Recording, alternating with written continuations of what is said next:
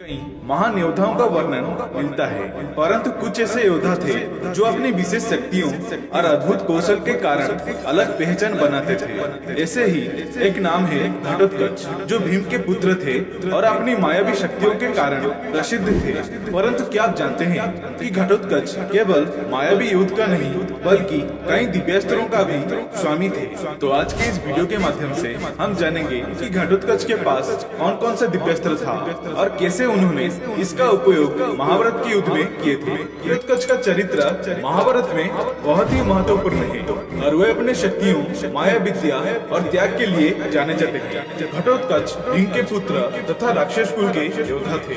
गदा युद्ध में अत्यंत कुशल और अपनी अप्राकृतिक शक्तियों के कारण प्रसिद्ध थे। महाभारत के युद्ध में उन्होंने अपनी शक्ति और गदा युद्ध की कला प्रदर्शन किए थे। घटोत्कच एक मायावी योद्धा थे। उनको यह मायावी शक्तियाँ उनके माता हिडिंबा के द्वारा प्राप्त हुआ था। तो आइए जानते हैं घटोत्कच के घातक दिव्यास्त्रों के बारे में। वायव्य अस्त्र, वायुदेव का अस्त्र। यह तीव्र गति से चलने वाले वायु का अस्त्र था जो शत्रु सेना पर तूफान के रूप में आक्रमण करता था।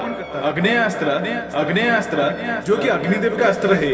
इसका प्रयोग करने से शत्रु सेना पर अग्नि की वर्षा होती थी जो किसी भी वस्तु को जला सकता था। पर्जन्य अस्त्र एक ऐसा अस्त्र था जो बारिश और बिजली से शत्रु सेना के ऊपर जल वृष्टि से आक्रमण करता था। ठीक उसी प्रकार वरुणास्त्र यानी वरुणदेव का अस्त्र जो कि पर्जन्य अस्त्र जैसा जल संबंधित अस्त्र था।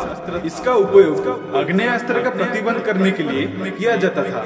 वज्रास्त्र, कुछ कथाओं के अनुसार उनके पास इंद्रदेव का वज्रास्त्र का भी ज्ञान था।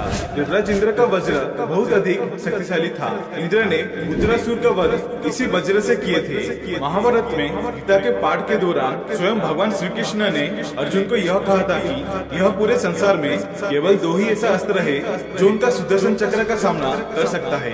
वह था महादेव का अमोघ त्रिशूल और इंद्रदेव का वज्र इंद्रास्त्र या फिर कहे इंद्रास्त्र प्राचीन ग्रंथों में वर्णित एक अत्यंत ही शक्तिशाली दिव्य अस्त्र था। यह अस्त्र अपने विनाशकारी प्रभाव और अचूकता के लिए प्रसिद्ध है। इंद्रास्त्र का प्रहार इतना शक्तिशाली था कि वह शत्रु सेना की संपूर्ण नाश कर देता था। इसका उपयोग बड़े बड़े युद्ध में किया जाता था। इंद्रास्त्र का प्रयोग करते समय ऐसा लगता है कि जैसे आसमान से बिजली गिर रही हो। यह तूफान, तेज हवाएं और प्रचंड बिजली के रूप में प्रकट होता है। कहा जाता है कि भीमपुत्र घटोत्कच के पास लंकापति रावण के पौलश्च धनुष था। एक समय पर रावण ने भगवान शिव का तपस्या कर उन्हें प्रसन्न कर पिनाक धनुष को भी प्राप्त किया था, परंतु उसे धारण नहीं कर पाया।